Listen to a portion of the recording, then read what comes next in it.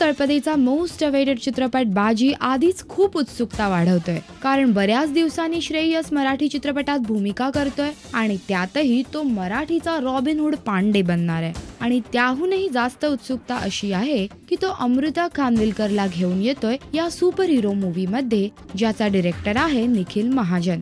ही चर्चा असतानाच आपण बाजीचा पहिला टीझर ट्रेलर पाहिला, ज्याने उत्सुकता अधिक ताणून धरली। हा बाजी कोण असणार आहे, त्याची कहाणी काय असणार आहे, हे सगळंच थोड्याफार अंशाने आपल्याला या टीझर ट्रेलर मधून कळलंच। पण आता लवकरच म्हणजे 9 डिसेंबरला बाजीचा ट्रेलर आपल्या भेटीस येतोय। पण त्याआधी पहा बाजीचा हा एक्सक्लुझिव्ह लुक। बाजीचा एका फाईट सीन मधला हा रांगडा रावडी अवतार रिव्हील झालाय।